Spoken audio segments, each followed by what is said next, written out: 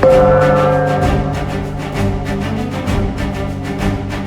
hello my friends, it's Gregory here with Old Europe Antique Home Furnishings. It's May 14th, 2024, and welcome to another episode of Antique Acquisitions. Today what I want to talk to you about is one of my favorite topics in the antique universe, and that is art. Antique paintings, to be precise, and how you can use those in your portfolio to not only hedge against inflation, but also to preserve wealth and eventually transfer wealth to your heirs. As you can see here at the shop, I am somewhat surrounded by works of art, and it's one of my favorite things. Let's get to it.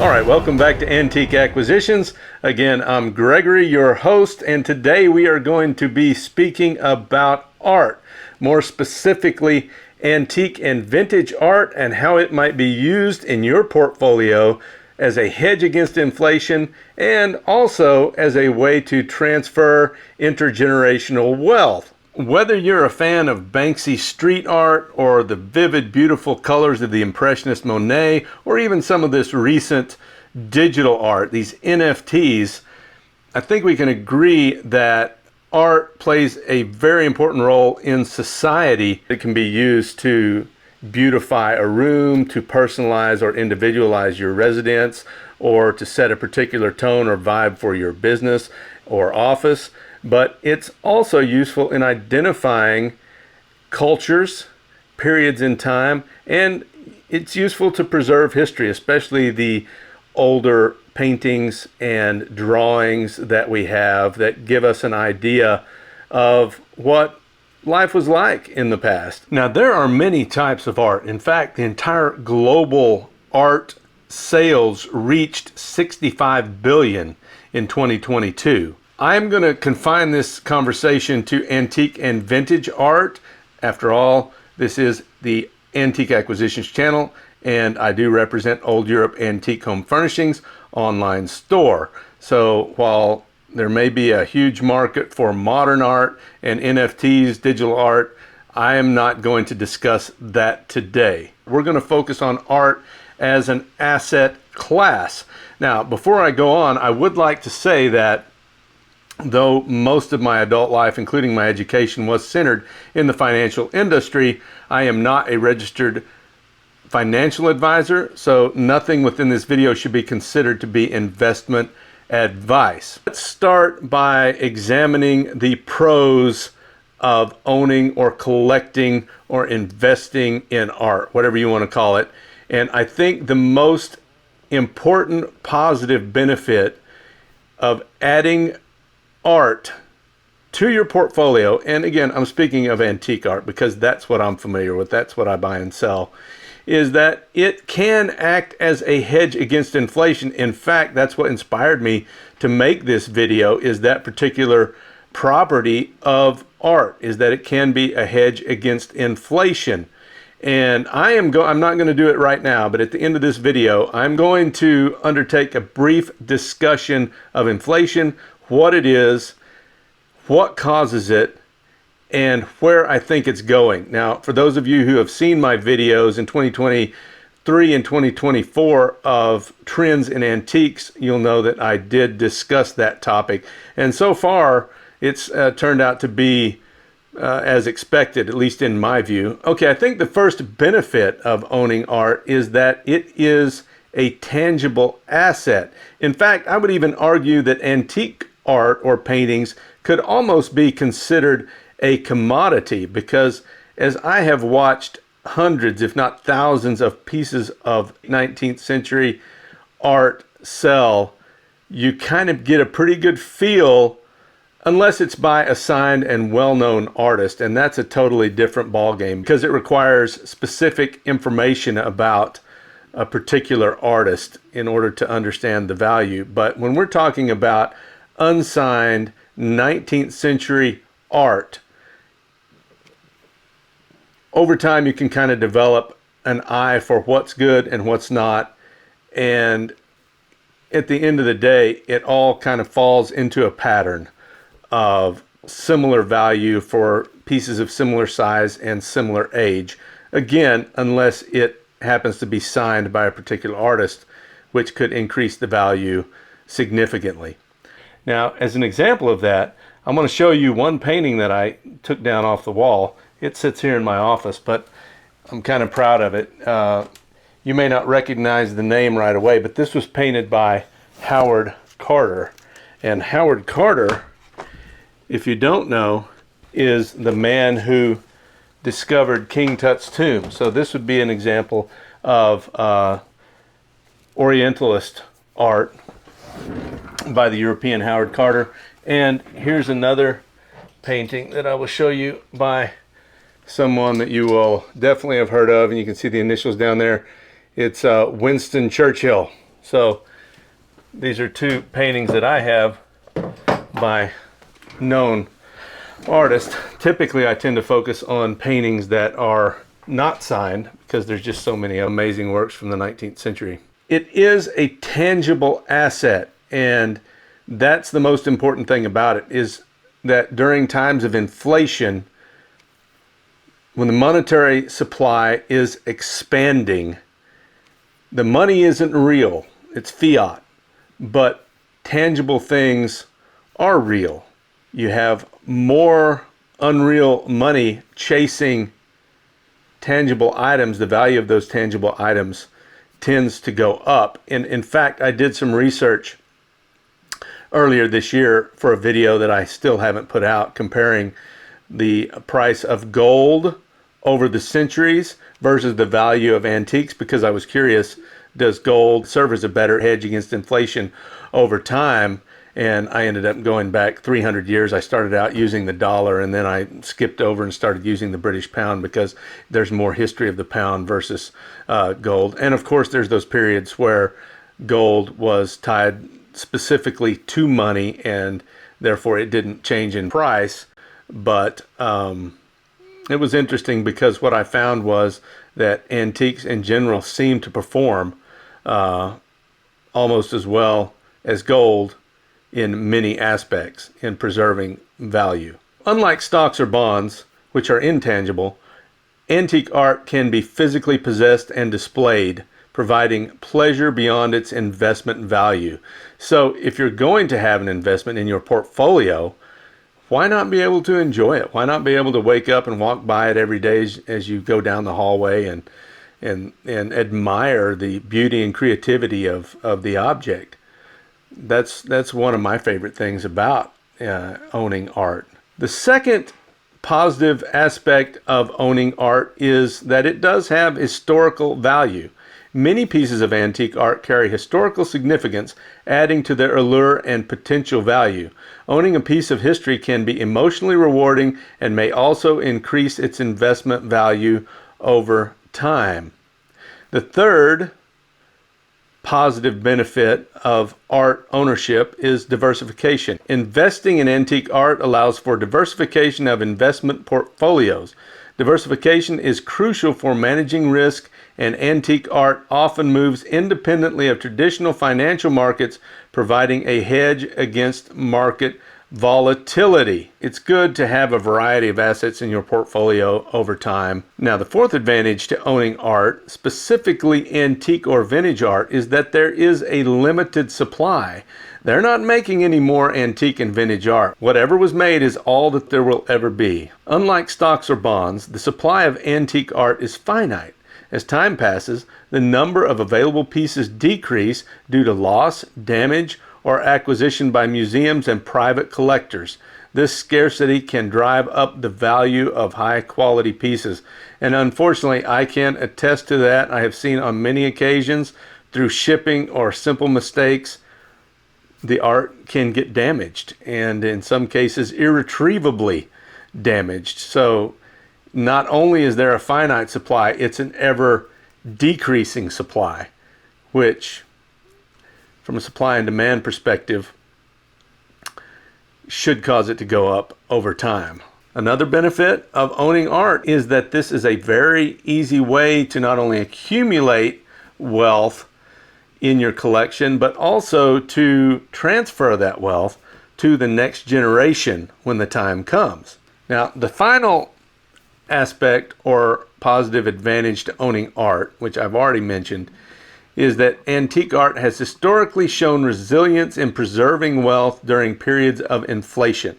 When fiat currencies lose value, tangible assets like antique art tend to retain or increase in worth, making them an effective hedge against inflation. Well, now that we've gone through some of the positive aspects of owning art as an investment, we should also consider some of the negative aspects or the cons of owning art. And the first one of those is illiquidity. It's one thing to accumulate art and to enjoy and display your wealth. However, there comes a time when you may need to liquidate your art collection. And that's when it gets tricky, because art is an illiquid asset. And when it comes time to sell it, if you don't want to take the time to sell it yourself at a retail price, you're either going to go through a dealer or an auction house. And in either case, they're going to take a cut, which is going to decrease the amount of net proceeds from the sale of the art. So it's not like gold. You can't just, it's not a commodity to the extent that gold is a commodity, in the sense that it's completely interchangeable and that you can go sell it at any given time at a known market value. You have to liquidate it, and sometimes that can take time, and it can cost money to do that. Which brings us to the next con of art as an investment, and that is that the value of art is subjective. I mentioned earlier that I consider a lot of 19th century paintings to be almost a commodity, in the sense that if they are of a certain size or a certain quality, that you have a pretty good idea of what they might be worth. But at the end of the day, it's subjective, and I need to do a video on what gives art value. I mean, for me, it's, does it evoke an emotional response? Is it beautiful to look at? Is it a scene that you can identify with? There's just so many factors that give art value. And obviously, if it's by a known artist, then you can look up some of their other works and determine the value or estimate a value based on what their works have sold for in the past. But even within that, the better works of a particular artist will bring more money. So the subjectivity of art is fairly important, but I think one thing that you can hope for, and especially as you develop a better eye, is that if a piece of art really appeals to you, chances are it will appeal to someone else as well. And again, when we're talking about using art as a hedge against inflation, this is not a short-term strategy. This is a long-term strategy, because it should hold its value over time, but you can't expect to just jump into and jump out of art quickly, because the transaction costs, and by that I mean the percentage that you have to give up in order to make the sale, unless you happen to be a dealer or in the business of selling at retail value, it makes trading art over a short-term horizon impractical. It should be viewed as something that you invest in over time. Now, this brings us back to another con that I actually touched on earlier, and that is that there is a risk of damage or depreciation in a particular piece of art. So obviously, since art is a tangible thing, it could potentially be damaged, and that would decrease the value of the art. And the other thing is depreciation. And that could come in two ways, really. It could come in a shift of styles or preferences that are in demand at a particular time, but it could also come from degradation of the quality of the item. And what I mean by that is, for example, if paint were to fade over time, or your art was so old that it was just literally starting to crumble. And so these are the risks of physical damage or depreciation that you also face.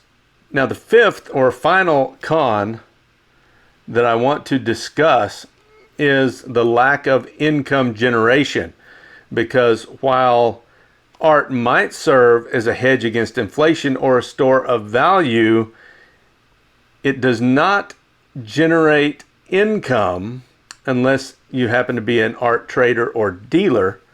But for the person who simply wants to put art in their investment portfolio to hold over time, it's not going to generate income. And obviously this is the same argument that people make against gold. Okay, earlier in the video I said that I wanted to discuss briefly what causes inflation and what we might expect in the future regarding inflation, as that's what really drove me to make this video, is the idea that people will need to protect their wealth from inflation. So in order to understand inflation, we need to understand that the definition of inflation itself is an expansion of the money supply. So that's the traditional definition of inflation. Rising prices are not inflation. Rising prices are the result of inflation. So the question is, what causes the money supply to expand? And there are several reasons that the money supply expands. One is government deficit spending. So if the federal government spends more than it brings in, then there is a gap there which must be financed by issuing debt. So if the government brings in $50 from its citizens and it needs to spend $100, then they will issue debt to bring in an additional $50. Now, the way that becomes inflationary is that the Federal Reserve then is the one responsible for monetizing that debt, effectively creating the $50 out of thin air, to keep things simple, so that now you have $100. And the fact that you have more dollars chasing the same number of finite goods means that each good or each item is now worth more dollars, or the dollar has become worth less because the supply of dollars inflated, and that's inflation. So that's the number one way that inflation is caused, is deficit spending by the government. The other way that inflation of the money supply occurs is through the commercial banking system.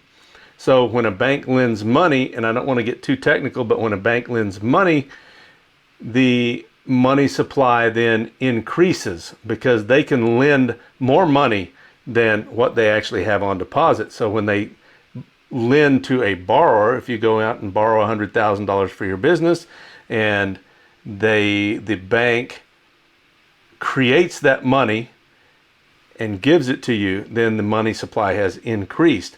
And the lower the interest rates are, the more demand for loans there will be, and the more the money supply will increase.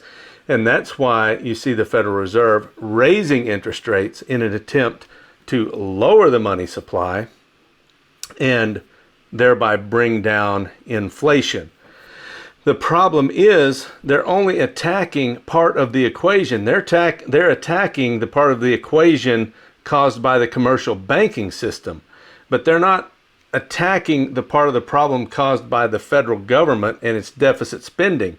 And when you look at the trajectory of government deficit spending, it seems that it's only increasing every single year. And so the more that continues to increase, the more inflationary pressure will be felt. And that's why, in my opinion, nothing the Fed can do short of literally bringing the economy to a stop, killing the velocity of money completely. In short of that, inflation will continue to rise. And that's why I think it's important to consider how to protect the value of your portfolio, of your savings, because if you just hold it in dollars, they will continue to lose value. So I think it's likely that all real assets, including collectibles like art and antiques, will continue to go up over time. Okay, so hopefully that description of inflation was clear as mud, and I want to go ahead and wrap up this video now. In short, investing in antique art as a preservation of wealth and a hedge against inflation offers both opportunities and challenges. While it can provide diversification, historical value, and a hedge against inflation, it also comes with risks such as illiquidity, subjective valuation, and potentially high entry costs. As with any investment, thorough research, careful consideration of risks, and a long-term perspective are essential for success in the world of antique art investment. So please hit the like button and subscribe to the channel, because I will be producing a lot more content related to antiques and the antique industry going forward. And I look forward to seeing you next time. Until then.